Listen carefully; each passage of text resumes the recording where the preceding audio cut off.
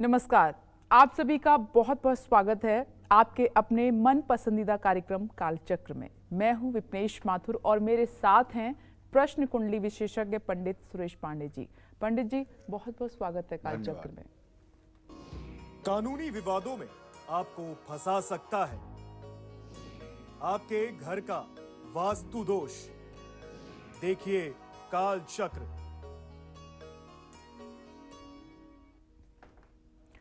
कहते हैं कि जो व्यक्ति कोर्ट कचहरी और मुकदमों में उलझ जाता है उसके पास ना तो पैसा बचता है और ना ही उसके जीवन में शांति रहती है।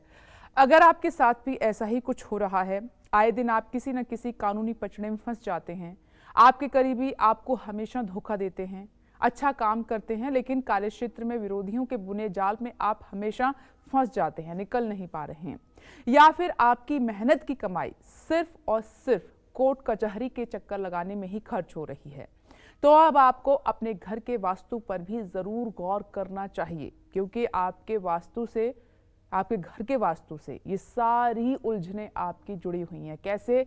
पंडित जी आज आपको विस्तार से बताएंगे। आज का कालचक्र आप ध्यान से देखिएगा। घर का बिगड़ा वास्तु भी आपको कानूनी विवादों की दलदल में धकेल सकता है, कभी आपने सोचा भी नहीं होगा। घर का खराब वास्तु कैसे कानूनी विवादों को जन्म देता है और इससे बचने के लिए हमें किसकी पूजा करनी चाहिए और कौन से खास उपाय आपको करने होंगे।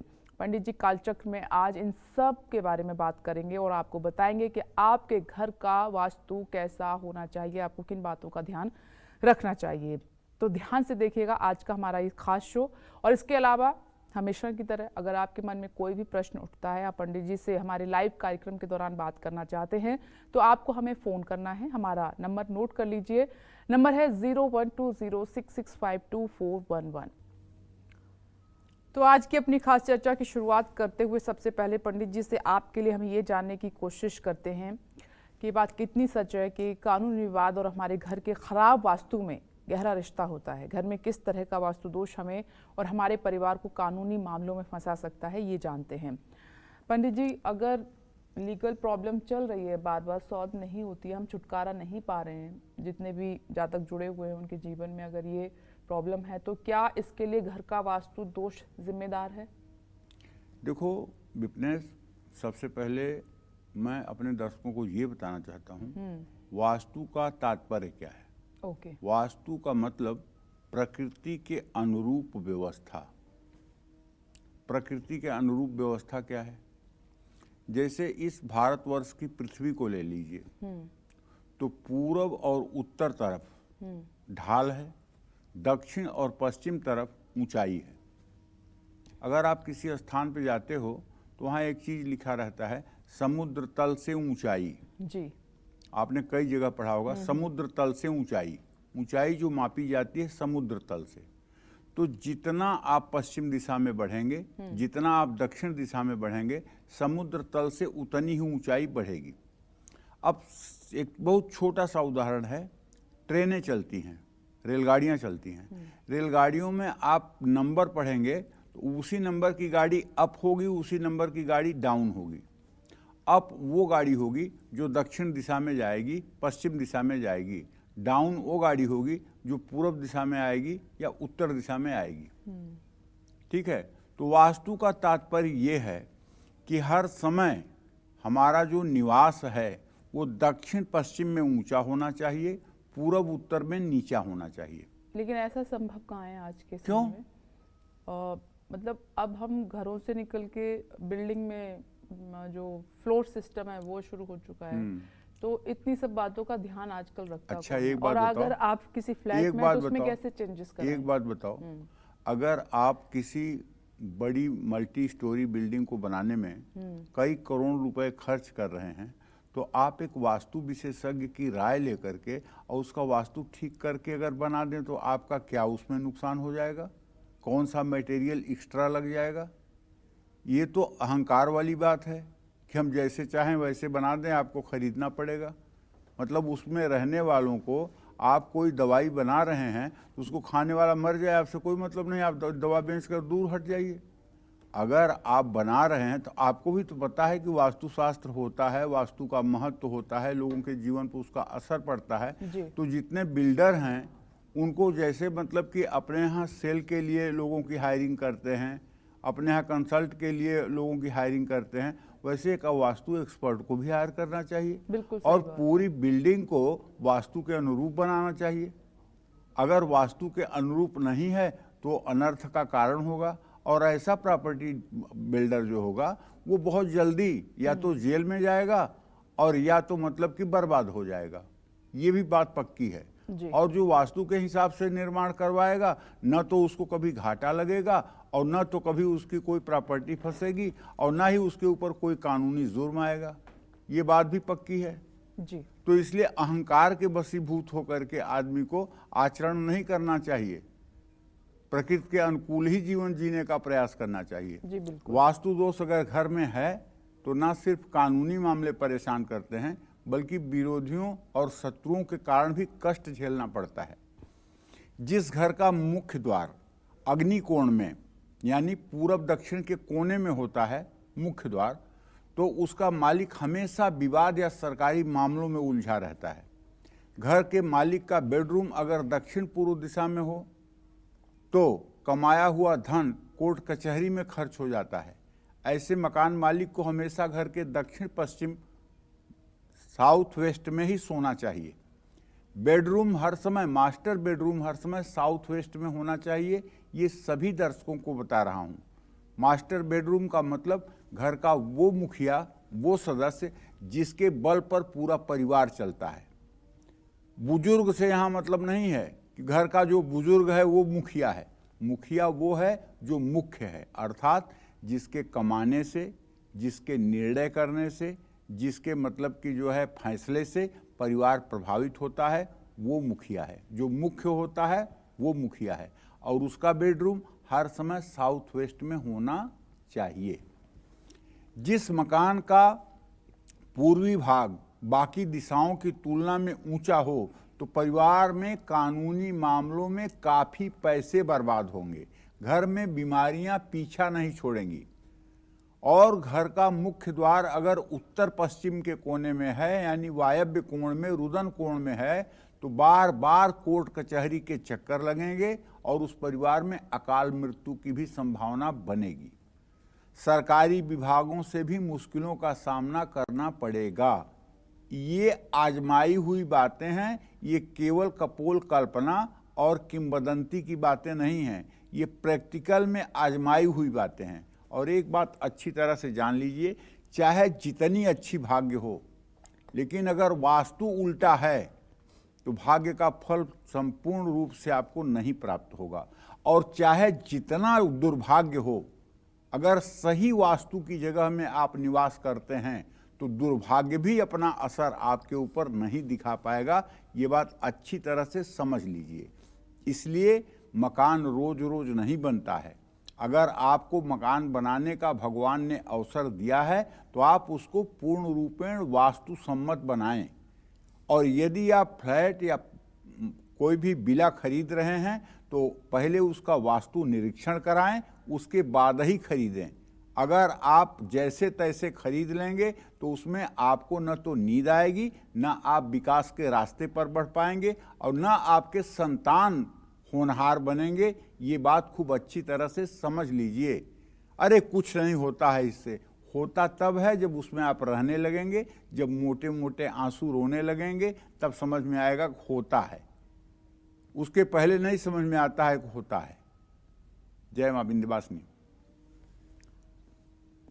अब बात करते हैं राशिफल की। सबसे पहले बात होगी मेष राशि की। कैसी रहेगी आर्थिक स्थिति, कामकाज, रिश्ते, सेहत और साथ ही क्या है आज का उपाय, शुभ अंक और शुभ रंग आपके लिए। बृहस्पति और चंद्रमा की स्थिति को देख करके तो यही कहा जा सकता है कि आज आपका कोई पुराना निवेश धन लाभ कराएगा। कहीं अगर आपने पहले से पैसा लगाया है, चाहे वो शेयर में और चाहे कमोडिटी में और चाहे प्रॉपर्टी में, उससे आपको अच्छे धन लाभ की संभावना बनती हुई दिखाई दे रही है। अगर आप नौकरी करते हैं तो बड़े खुशी की बात है कि ऑफिस में आज का आपका दिन बहुत खुशनुमा रहेगा और दाम्पत्य जीवन में भी आपके खुशियां लौटेंगी।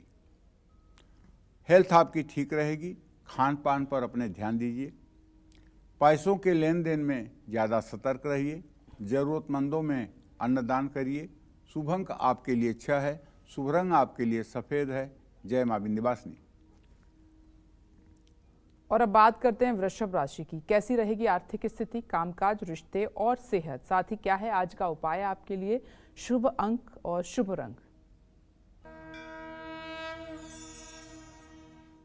देखिए, वृषभ राशि के जातकों को बताना चाहूँगा कि शुक्र की स्थिति जो है वो मंगल के साथ है।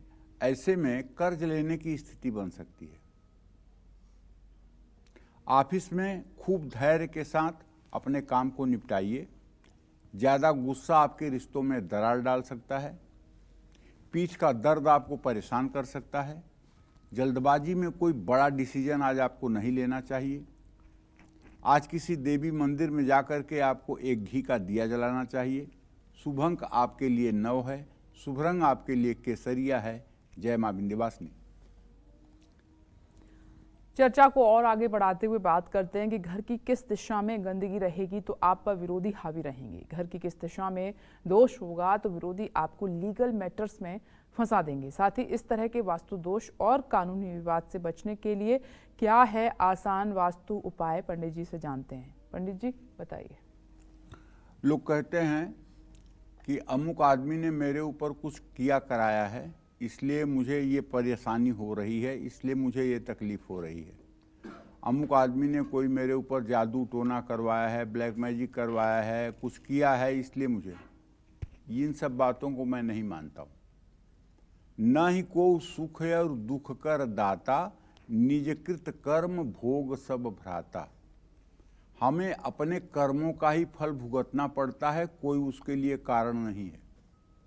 अगर हम रास्ता पकड़ के जा रहे हैं और पीछे से कोई गाड़ी आकर के हमको धड़ाम से मार रही है और हम उड़ गए, तो इसका मतलब ये नहीं है कि वो गाड़ी वाला पगलाया हुआ है। हमारी किस्मत ही ऐसी थी कि मुझे लगना था। सामने से ट्रक वाला आ रहा है, उसका ब्रेक फेल हो गया, चढ़ गया, तो वो जानबूझकर, उसका कोई इंटरेस्ट नहीं है हमारे ऊपर चढ़ने का, लेकिन हमारी किस्मत ऐसी है जो वहाँ ले जाकर उस मोड़ पर पहुँचा रही है। तो कहने का मतलब ये है कि देखिए, हम जैसा कर्म करते हैं, जैसा बीज बोते हैं, आप बबूल बो करके और आप चाहिए कि आपको काजू किशमिश का पेड़ उग जाए, ये कभी हो सकता है? तो इसलिए आप अच्छा अगर करेंगे और अच्छा करने के साथ साथ प्रकृति के अनुकूल आचरण करेंगे तो आपके जीवन में कष्ट कैसे आएगा? वायव्य कोण कहते हैं उत्तर पश्चिम के कोने को, जिसको रुदन कोण भी कहते हैं और जिसको कोप स्थान भी कहते हैं, जिसको शोक स्थान भी कहते हैं।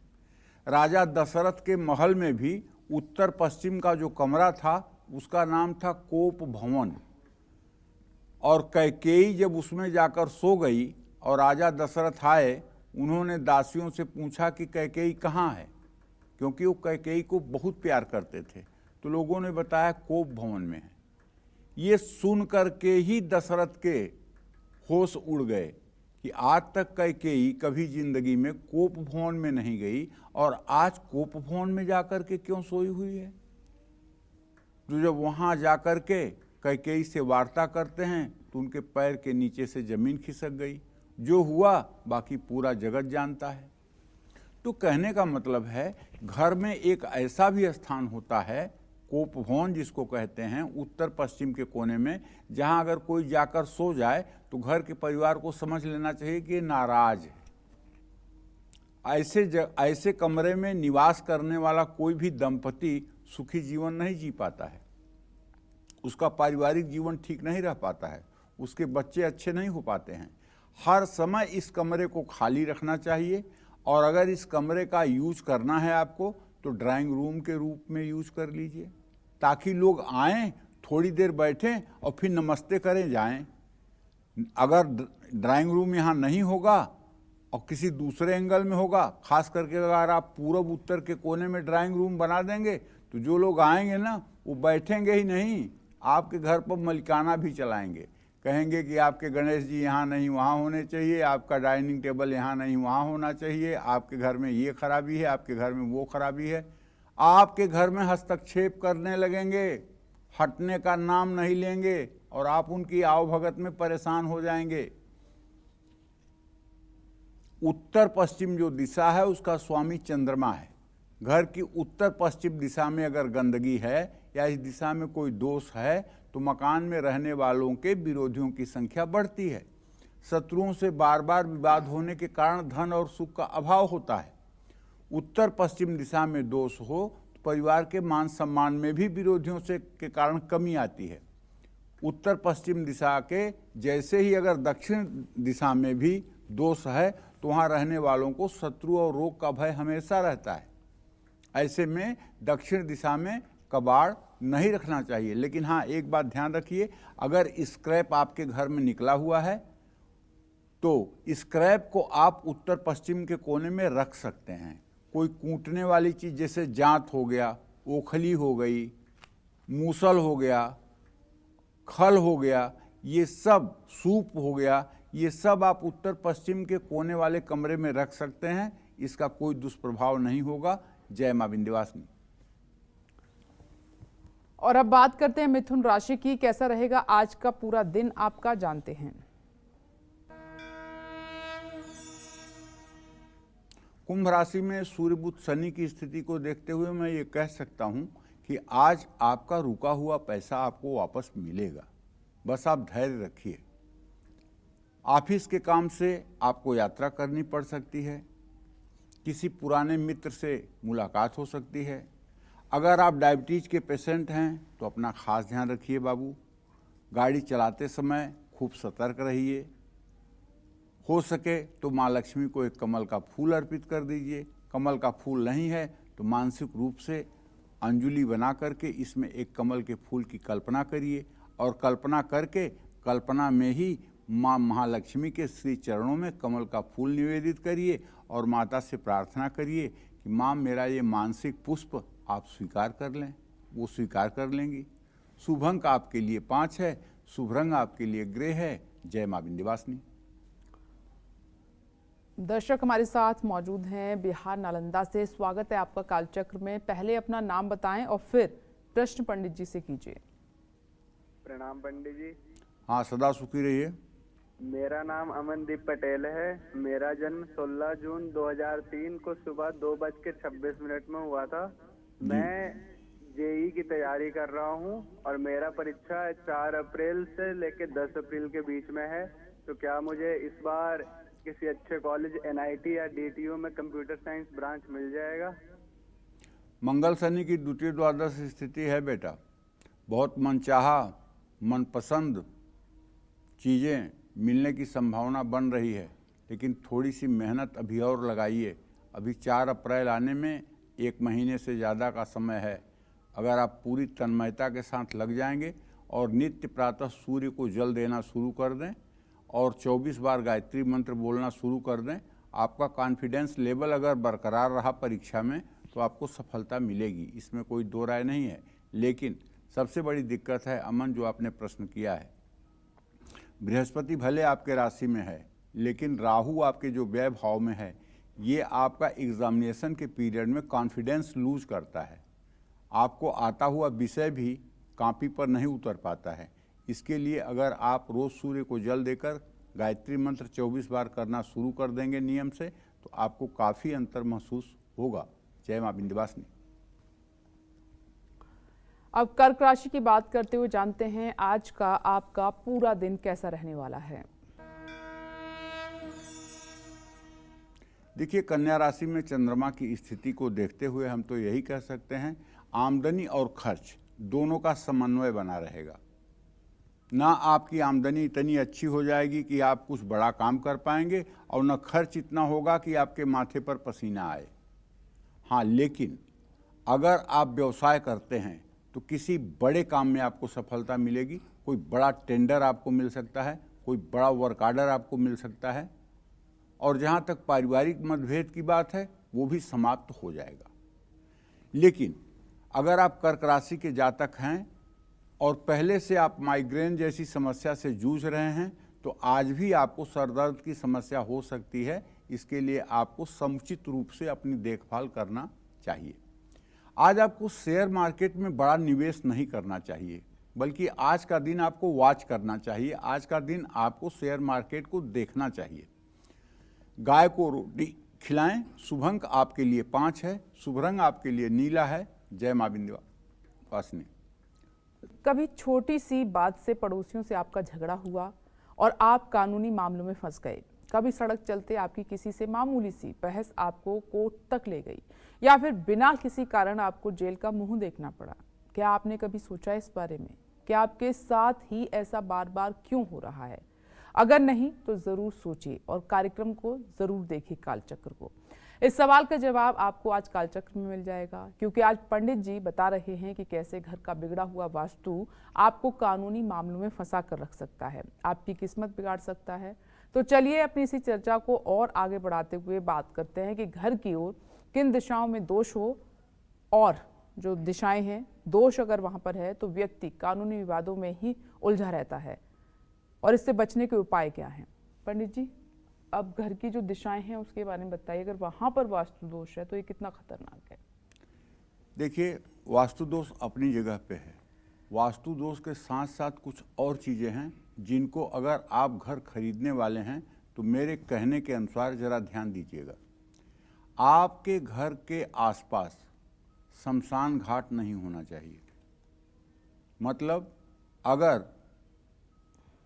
शव जलाए जाएं तो उसका धुआं आपकी खिड़कियों से आपके घर तक न आए, इस बात का जरूर ध्यान रखें। अगर शमशान घाट का धुआं आपके घर तक पहुंच रहा है तो आप कभी सुखी नहीं रह सकते। आपके घर के आसपास कब्रिस्तान नहीं होना चाहिए। आपके घर के बगल में अस्पताल नहीं होना चाहिए। आपका घर टी पॉइंट पर नहीं होना चाहिए। इन बातों का भी ध्यान रखिएगा। और एक जो सबसे बड़ी ध्यान देने योग्य बात है, जिस पर लोग ध्यान ही नहीं देते हैं, वो बात है बरु भल बास नरक महु भ्राता, दुष्ट संघ जन दिह विधाता। जहां आप रहने जा रहे हैं वहां पहले पड़ोसियों के बारे में रिसर्च करिए। पड़ोसियों के बारे में जानिए कि आपके पड़ोसी कौन कौन हैं, वो किस प्रवृत्ति के हैं। कहीं तो ऐसा तो नहीं कि रोज आपके दरवाजे पर काली उड़द बिखेर देंगे, नींबू फेंक देंगे और मतलब कि मिर्चा फेंक देंगे, और जब आप बात करेंगे तो रोज आपसे झगड़ा करेंगे और पुलिस को बुला करके रोज एक कलह पैदा करेंगे। तो घर खरीदने के पहले पहले पड़ोसियों के बारे में जान लीजिए कि पड़ोसी कैसे हैं। छोटा सा ही मकान लीजिए, लेकिन अगर अच्छे पड़ोसी होंगे तो आपके दुख दर्द में काम आएंगे। और अगर दुष्ट नेचर सिग्नेचर नहीं बदलता, आप चाहे जितना अच्छा व्यवहार करिए, दुष्ट आदमी अपनी दुष्टता दिखा के रहेगा। बिनु काटेन कदरी फरई कोट जतन कर सींच, और बिनय न मान महेश सुन डाटे पै नव नीच। नीच जो होते हैं ये सभ्यता की भाषा ही नहीं समझते हैं। जो दुष्ट प्रवृत्ति के लोग होते हैं ये विनय मानते ही नहीं हैं कि विनय कोई चीज है। इन्हें जब तक आप भय नहीं दिखाएंगे तब तक ये ठीक हो ही नहीं सकते हैं। इसलिए अगर आप कोई आवास लेने जा रहे हैं, अगर आप भुक्तभोगी हैं तो आपका दिल ही जानता होगा अगर आपका पड़ोसी खराब होगा। ऐसे ऐसे उल्टे पुल्टे केस में फंसा देगा बेवजह कि जिंदगी नरक हो जाएगी। और अगर शमशान के नज़दीक आपका घर है, कब्रिस्तान के नज़दीक आपका घर है, हॉस्पिटल के नज़दीक आपका घर है, टी पॉइंट पर आपका घर है, आपके घर के मुख्य दरवाजे के सामने बिजली का खंभा है, तो इन दोषों का तो निराकरण है ही नहीं है। इन चीज़ों से भी बचना चाहिए। उत्तर पश्चिम दिशा उत्तर पूर्व दिशा की तुलना में नीची अगर है और इस स्थान पर कुआं या बोरवेल या वाटर पंप या गड्ढा है तो जीवन भर कानूनी मामले आपका पीछा नहीं छोड़ेंगे। घर के मुख्य द्वार के सामने अगर कोई कांटेदार पौधा है या पीपल का पेड़ है, वो भी अशुभ है। शत्रुओं की संख्या में वृद्धि होगी, और व्यक्ति की तरक्की रुक जाएगी। इस वास्तु दोष से परिवार के अपने ही विरोधी बन जाते हैं। मुख्य द्वार के सामने की दीवार पर बेल वाले पौधे लगाने से वास्तु दोष बढ़ता है। इससे न सिर्फ शत्रु बढ़ते हैं बल्कि विरोधियों की साजिश का भी शिकार परिवार आसानी से होता है। घर के सामने वाली दीवार पर बेल चढ़ाने से पड़ोसियों के विरोध का भी सामना करना पड़ता है। इन सब बातों का अगर आप ध्यान दे करके अपने आवास की व्यवस्था करें तो मैं दावे के साथ कह सकता हूं आपका सुखी जीवन रहेगा, इसमें कोई संशय नहीं है। जय मां विंध्यवासिनी। अब सिंह राशि की बात करते हैं, कैसा रहेगा आज का पूरा दिन आपका, जानते हैं।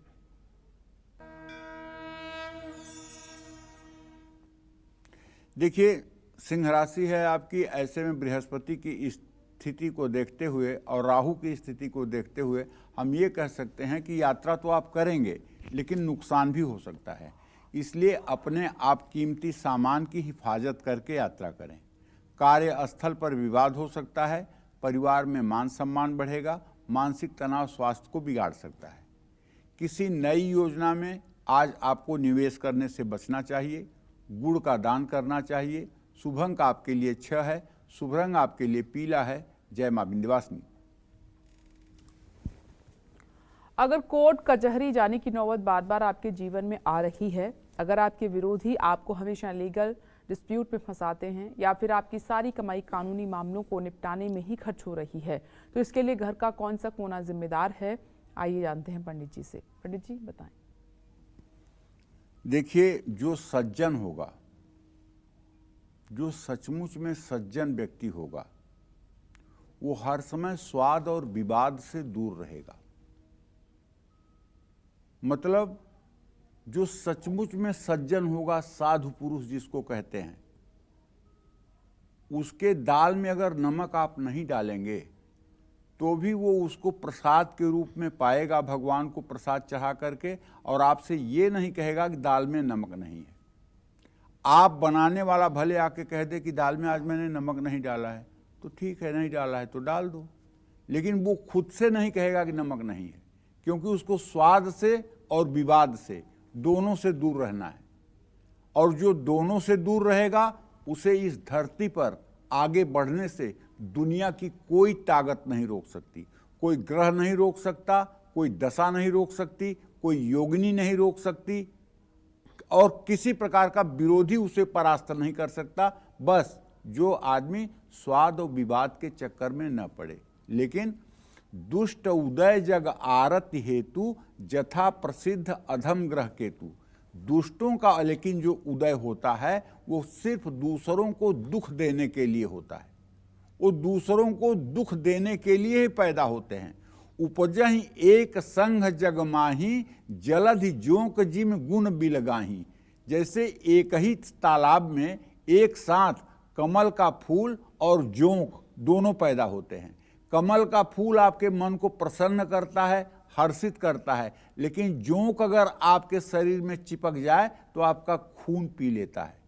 उसी तरह से इस संसार में सज्जन और दुष्ट दोनों एक साथ पैदा होते हैं, और नेचर सिग्नेचर बदला नहीं जा सकता। जो दुष्ट है वो दुष्टता करेगा करेगा करेगा। उसको चाहे जितना उपदेश दीजिए, चाहे जितना समझाइए, वो अपनी दुष्टता, अपनी क्रूरता को नहीं छोड़ेगा। तो अगर आपके घर का दक्षिण पश्चिम का कोना बढ़ा हुआ है तो विरोधी भी बढ़ेंगे। कई बार शत्रुओं के कारण कोर्ट कचहरी की नौबत भी आ जाती है। कर्ज के कारण भी शत्रु बढ़ते हैं। उत्तर पूर्व के कोने में कोई अलमारी है, शौचालय है, कूड़ा है, गंदगी है। अगर उत्तर पूर्व के कोने में सीढ़ी है या शौचालय है तो मैं दावे के साथ कह सकता हूं आप मर जाओ मेहनत करके, लेकिन जिंदगी में कभी एक भी समस्या आप सुलझा नहीं पाओगे। पूरी जिंदगी नरक बन जाएगी। इसलिए ईशान कोण के टॉयलेट को तत्काल बंद कर देना चाहिए। सरकारी मामलों में अगर उलझन हो रही है या कानूनी मामले बढ़ रहे हैं तो मकान का दक्षिण पश्चिम कोण हमेशा भारी रखना चाहिए। दक्षिण पश्चिम कोना अगर खाली है या हल्का है तो पैसा कानूनी मामलों में ही खर्च होगा। घर की उत्तर पश्चिम दिशा में पानी का पंप या कुआं है तो दुश्मनी, मुकदमा, छल कपट, धोखा सब मिलेंगे। कानूनी मामलों से बचने के लिए घर की पश्चिम दिशा की दीवार को मोटा और ठोस बनाना चाहिए, ये बात ध्यान रखना चाहिए। जय मां विंध्यवासिनी। अब बारी है कन्या राशि की। आज की आर्थिक स्थिति जानते हैं आपकी, कामकाज, रिश्ते, सेहत और साथ ही आज का उपाय क्या होगा आपके लिए, शुभ अंक और शुभ रंग क्या होगा। आपके राशि में चंद्रमा केतु के साथ है भैया, ये ग्रहण दोष बना हुआ है। अगर आप व्यवसाय करते हैं और आज आप डिसीजन लेने में जरा सी जल्दबाजी दिखाए तो बड़ा नुकसान होगा और इस नुकसान की भरपाई करने में आपको पसीना आ जाएगा। इसलिए आज हो सके तो आप कोई बड़ा डिसीजन लीजिए ही मत, और अगर लेना हो तो 2-4 लोगों से परामर्श करके लीजिए। अगर आप नौकरी करना चाहते हैं तो नई नौकरी के लिए बुलावा आ सकता है, इसका सिग्नल ठीक लग रहा है। परिवार के साथ घूमने की योजना बना लीजिए, ये काम आपके लिए अच्छा है। लेकिन ध्यान रखिए, आराम से चलिए, सड़क पर चलते हुए सावधानी बरतिए क्योंकि चोट चपेट लगने की संभावना है। उधार के लेन देन से आपको बचना चाहिए। ज़रूरतमंदों में कपड़ा दान करना चाहिए। शुभ अंक आपके लिए 3 है, शुभ रंग आपके लिए गुलाबी है। जय मां विंध्यवासिनी। और जो हमारे तुला राशि के जातक हैं उनका आज का दिन कैसा रहने वाला है, जानते हैं। देखिए, तुला राशि के जातकों को बताना चाहूँगा कि किसी पुराने निवेश से आपको धन लाभ होने की संभावना तो दिखाई दे रही है, लेकिन ऑफिस में आप अपना काम दूसरों की जिम्मेदारी पर न थोपें, वरना इसका परिणाम अच्छा नहीं होगा। आपका शांत स्वभाव रिश्ता टूटने से बचाएगा। घुटनों का दर्द आपको परेशान कर सकता है। नई प्रॉपर्टी के पेपर अच्छे से जांच लें। माता पिता का आशीर्वाद लेकर घर से निकलें। शुभ अंक आपके लिए 1 है, शुभ रंग आपके लिए भूरा है। जय मां विंध्यवासिनी। अगर आपकी कानूनी विवादों में आप उलझे हैं और शत्रुओं से परेशान हैं तो आपको किसकी पूजा करनी चाहिए, आइए जानते हैं। पंडित जी बताएं। देखो, अगर आप कानूनी मामलों में उलझे हुए हैं तो 10 महाविद्याओं में 8वां स्वरूप जो है वो माता बगलामुखी का है। माता बगलामुखी को पीताम्बरा भी कहते हैं, ब्रह्मास्त्र विद्या भी कहते हैं, और ये माता बगलामुखी बहुत सर्वशक्तिमान देवी है। मध्य सुधाब्धि मणिमंडप रत्न वेद्याम सिंहासनो परिगताम परिपीत वर्णाम पीतांबरा माल्य विभूषितांगी देवी नमामि धृतमुद्गर वैरी जिह्वाम जिह्वाग्रमादाय करेण देवी वामेन शत्रुन परिपीडयन्तीं गदाभिघातेन च दक्षिणेन पीतांबराढ्या द्विभुजां नमामि। माता पीताम्बरा का ध्यान करने से और माता पीताम्बरा के कवच का नित्य पाठ करने से चाहे सहस्त्रा बाहु की तरह कोई आपका शत्रु हो, वो भी आपके सामने नतमस्तक हो जाएगा। ये न्याय की देवी हैं, इनको स्तंभिनी भी कहा जाता है। मुख्य रूप से दुश्मन को नष्ट करने के साथ साथ कानूनी समस्याओं से अपने भक्तों को बाहर निकालती हैं। मुकदमे से जूझ रहे शत्रुओं से अगर आप परेशान हैं, आपको कोई समाधान नहीं मिल रहा है, तो देवी भगवती बगलामुखी पीताम्बरा की उपासना जरूर करें। बिना किसी अनुभवी गुरु के मार्गदर्शन से इनकी साधना नहीं करनी चाहिए। इसके अलावा जो लोग अपने विरोधियों से परेशान हैं, कानूनी मामलों से दुखी हो चुके हैं, वो घर में सरसों के तेल का दिया जरूर जलाएं। माँ बगलामुखी के साथ साथ भगवान शिव और हनुमान जी की भी उपासना करने से विरोधियों से रक्षा होती है। लेकिन बगलामुखी की साधना रात में ही होनी चाहिए। 8 बजे रात से 4 बजे सुबह तक ही ये पूजा होनी चाहिए। दिन में पूजा का विधान नहीं है। पीले वस्त्र पहन करके और पीले आसन पर बैठकर हल्दी के माला पर ही इसका जप और अनुष्ठान किया जाता है। इस बात को ध्यान में रखना चाहिए। और बगलामुखी की पूजा के समय व्यक्ति को पूर्ण रूपेण शौच और ब्रह्मचर्य का पालन करना चाहिए। पवित्रता और ब्रह्मचर्य का पालन आवश्यक है निश्चित रूप से, क्योंकि ये बगलामुखी देवी ब्रह्मास्त्र विद्या हैं। अगर इनका अनुचित उपयोग किया गया तो इससे नुकसान की भी संभावना साधक को होती है। जय मां विंध्यवासिनी। और वृश्चिक राशि वाले जातकों का आज का पूरा दिन कैसा रहने वाला है, जानते हैं। देखिए, जो ग्रह गोचर आपका है, जो मंगल की स्थिति है, उससे तो यही लग रहा है मुझे कि धन का खर्च बढ़ेगा, सेविंग्स भी खत्म हो सकती है। लेकिन अच्छी बात यह है कि नौकरी में पदोन्नति का योग बनेगा, पिता के साथ मनमुटाव हो सकता है, स्वास्थ्य आपका ठीक रहेगा। योग प्राणायाम करते रहिए, बड़े बुजुर्गों का सम्मान करिए, हनुमान चालीसा का पाठ करिए। शुभ अंक आपके लिए 8 है, शुभ रंग आपके लिए नारंगी है। जय मां विंध्यवासिनी। चलिए अब बात करते हैं धनु राशि की। क्या कहता है धनु राशि का राशिफल, कैसा रहेगा आज का दिन, जानते हैं।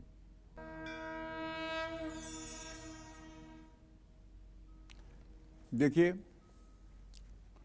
धनु राशि के जातकों को बताना चाहूँगा कि बृहस्पति की स्थिति को देखते हुए मैं तो ये कह सकता हूँ दावे के साथ कि कोई कारोबारी डील आज आपको खूब धन लाभ कराएगी और आप खूब प्रसन्न होकर के कारोबारी डील करिएगा, डरिएगा मत। ऑफिस में साथ काम करने वाले आपकी पूरी मदद करेंगे। जीवन साथी के साथ आप चाहें तो 4 बजे के बाद घूमने जाने का भी अपना प्लान बना लें। आँखों से संबंधित कोई समस्या हो सकती है, किसी नई योजना में आपको निवेश करने से बचना चाहिए। बजरंग बाण का पाठ करना चाहिए। शुभ अंक आपके लिए 6 है, शुभ रंग आपके लिए गोल्डन है। जय मां विंध्यवासिनी। ग्वालियर से नीलम जी हमारे साथ जुड़ गई हैं। स्वागत है आपका कालचक्र में। अपना प्रश्न पंडित जी से पूछिए नीलम जी। पंडित जी चरण स्पर्श। सुखी रहो नीलम। मैं ग्वालियर से बोल रही हूँ पंडित जी। मेरे 2 प्रश्न हैं। मेरा बेटा 18 नवंबर और 2007 और AM इसका जन्म है। पंडित जी इसका पढ़ाई में मन नहीं लगता है, उसका भविष्य कैसा होगा? और कुछ पंडित जी इसका उपाय बताइए कि एक ही बेटा है सर और मेरे पति प्रमोद त्रिपाठी हैं सर। मैं बहुत परेशान रहती हूँ, मेरी आर्थिक स्थिति बहुत कमजोर है पंडित जी। आज बहुत मैं धन हूँ कि आपका फोन लग गया। देखो, तुम्हारे बेटे के पढ़ाई के भाव, तुम्हारे पुत्र भाव का स्वामी जो है वो बृहस्पति है और वो अपने भाव से द्वितीय भाव में बैठा हुआ है। बेटा शरारत में ज़्यादा मन लगा रहा है, पढ़ाई में कम मन लगा रहा है। वो पढ़ाई तभी करेगा जब वो दुर्गा चालीसा का रोज़ पाठ करेगा। उससे हाथ जोड़ के कहो कि बाबू और कुछ करो या मत करो, आप सुबह नहा करके दुर्गा चालीसा का 1 बार 2 बार पाठ कर दिया करो। निश्चित रूप से उससे अपने जिम्मेदारी का आभास होगा, घर की परिस्थितियों का आभास होगा। और हाँ, तुम्हें बता रहा हूँ कि तुम उदास मत हो, हिम्मत मत हारो। तुम चाहो तो भारत की नारी हो, लक्ष्मी को अपने घर में बुला सकती हो। बस तुम्हें एक काम करना है, सोते जागते उठते बैठते खाते नहाते भोजन बनाते परोसते झाड़ू पोछा करते कपड़ा साफ करते हर समय एक मंत्र दे रहा हूँ, वही मंत्र तुम मन में केवल करते रहो। श्रीम श्रीम श्रीम श्रीम श्रीम श्रीम श्रीम, यही मंत्र हर समय करो। 4 महीने के बाद अगर तुम्हारे पति की आमदनी 2 गुनी से 4 गुनी न हो जाए, तुम्हारे घर की गरीबी न दूर हो जाए, तो फिर फोन करके बताना। लेकिन तुम न्याय करो अपने साथ, महालक्ष्मी का ध्यान करके बस हर समय उनका बीज मंत्र श्रीम श्रीम श्रीम श्रीम श्रीम हर समय करती रहो। और माँ लक्ष्मी से कहो कि आपने अपने बेटी को क्या दुख देने के लिए पैदा किया है? आप कहाँ हैं? आप क्यों नहीं हमारे हृदय में आती? आप क्यों नहीं हमारी समस्याओं को सुनती? आप माँ हैं ना, आप अपने बेटी का अपमान क्यों देख पा रही हैं? इस तरह के भाव बनाइए माँ बेटी का, फिर देखिए चमत्कार कैसे होता है। और बेटा तो ठीक हो ही जाएगा। और अपने पति देव से कहिए कि बिना स्नान किए कुछ खाया न करें और स्नान करके सूर्य को जल दिया करें। और कम से कम, अब आगे क्या कहूँ, 108 बार तो गायत्री मंत्र जरूर बोल दिया करें। अगर 108 बार रोज गायत्री मंत्र बोल देंगे तो इससे कम से कम उनकी आत्मा पवित्र रहेगी, उनका आचरण पवित्र रहेगा और वो अपनी जिम्मेदारियों को निभा पाएंगे। जय मां विंध्यवासिनी।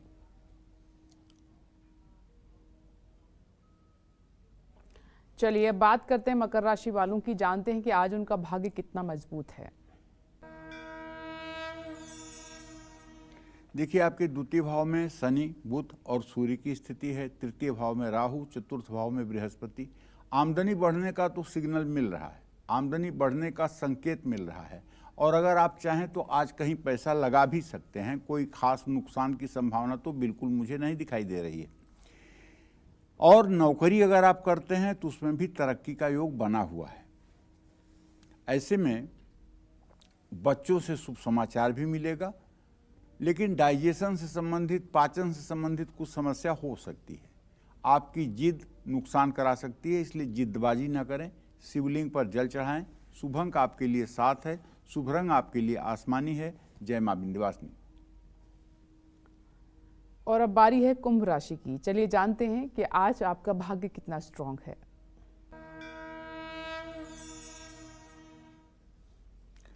देखिए, कुंभ राशि के जातकों को बताना चाहूंगा कि आपके राशि में शनि देव की स्थिति सूर्य बुध के साथ है और आपके तृतीय भाव में बृहस्पति भी है, द्वितीय होकर के। आमदनी का तो नया स्रोत बनता हुआ दिखाई दे रहा है। धन में वृद्धि भी होगी। काम से जुड़ी यात्रा करनी पड़ सकती है। परिवार का साथ आपको आगे बढ़ाएगा। ब्लड प्रेशर के रोगी अपना खास ध्यान रखें। किसी पर बेवजह न चिल्लाएं। बहते जल में काले तिल प्रवाहित करें। शुभ अंक आपके लिए 4 है। शुभ रंग आपके लिए पीला है। जय मां विंध्यवासिनी। दर्शक शशि कला जी हमारे साथ लखनऊ से मौजूद हैं। स्वागत है आपका कालचक्र में। प्रश्न पूछिए अपना पंडित जी से। पंडित जी प्रणाम। हाँ, सदा सुखी रहिए। पंडित जी मेरा 3 प्रश्न है। बड़ी बेटी का 1992 का जन्म है, सरकारी नौकरी कब तक मिलेगी? और दूसरी बेटी मेरी 1995 का है, उसका शादी का कब तक होगा और किस क्षेत्र में लड़का है? और तीसरी बेटी का मेरा नाम है आराधना, 1997 रात 11:12 में हुआ, उसको नौकरी मिलेगी?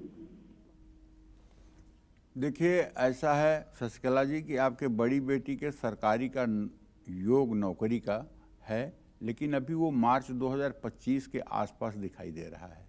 अभी तत्काल ऐसा कुछ दिखाई नहीं दे रहा है। आपको अपनी बड़ी बेटी से कहना चाहिए कि वो हर शनिवार को पीपल के पेड़ के नीचे सरसों के तेल का दिया जलाए और कच्चे सूत से पीपल के पेड़ की 7 परिक्रमा करे। इससे उसे नौकरी में आसानी होगी। दूसरी बेटी के विवाह का समय शुरू हो चुका है। 1 मई से लेकर के 1 मई 2024 से लेकर के मार्च 2025 के बीच में कहीं न कहीं विवाह तय हो जाएगा। और तीसरी बेटी का भाग्य ठीक है, बिल्कुल आप चिंता ना करें। तीसरी बेटी से आप कहें कि वो सोमवार का व्रत किया करे, भगवान शिव की पूजा आराधना किया करे। इससे उसका करियर भी अच्छा होगा और दाम्पत्य जीवन भी ठीक रहेगा। जय मां विंध्यवासिनी। चलिए अब अपने स्पेशल सेगमेंट की शुरुआत करते हैं। अगर आपको शनि की दशा में बहुत कष्ट मिल रहे हैं, अगर आपकी बीमारी ठीक होने का नाम नहीं ले रही है, या फिर आपको नया मकान खरीदने या बनाने में बहुत दिक्कतों का सामना करना पड़ रहा है, तो ऐसे में आपको एक सिक्के से जुड़ा कौन सा उपाय करना चाहिए, आइए पंडित जी से जानते हैं। पंडित जी बताएं। देखिए, नया मकान खरीदना है या बनाना है, अगर आपको काफ़ी दिक्कतों का सामना करना पड़ रहा है तो मंगलवार को भगवान गणेश को लाल फूलों की माला पहनाइए। एक तांबे का सिक्का भगवान गणेश के चरणों में चढ़ाइए। पूजा के बाद लाल कपड़े में तांबे का सिक्का लपेटकर अपने पास रखिए। ऐसा 3 मंगलवार करिए। कोई असाध्य रोग हो जाए, दवाइयाँ काम न करें, तो पीड़ित व्यक्ति के सिरहाने रात को एक तांबे का सिक्का रखिए और सुबह उसे किसी पवित्र नदी में डाल दीजिए। शनि की दशा में अगर कष्ट मिल रहा है तो हर शनिवार को एक स्टील के कटोरे में सरसों का तेल भरकर उसमें 1 रुपये का सिक्का डालकर अपना चेहरा देखें और किसी ज़रूरतमंद को दान कर दें। इन चीज़ों से आपको लाभ मिलेगा। जय मां विंध्यवासिनी। और चलिए बात करते हैं मीन राशि वालों की। जानते हैं कि आज उनका भाग्य कितना स्ट्रांग है। यद्यपि आपके राशि में राहु की स्थिति है और आपके व्यय भाव में शनि, बुध और सूर्य की स्थिति है, लेकिन आपके धन भाव का बृहस्पति इस बात का संकेत कर रहा है कि रुका हुआ पैसा आपको वापस मिल सकता है। कोई रुका हुआ पेमेंट आपका है वो रिलीज हो सकता है। और अगर आप नौकरी करते हैं तो नौकरी में इस जगह से उस जगह स्थानांतरण का योग भी बन रहा है। लेकिन अगर आप खुश रहेंगे, पूरे दिन प्रसन्न रहेंगे, तो इससे कुछ नए रिश्ते भी बनेंगे और आपका जीवन भी सफल रहेगा। ज़्यादा कामकाज की वजह से तबीयत बिगड़ सकती है। पुरानी गाड़ी खरीदने में जल्दबाजी बिल्कुल न दिखाएं। चींटियों को आटा डालें। शुभ अंक आपके लिए 2 है। शुभ रंग आपके लिए हरा है। जय मां विंध्यवासिनी।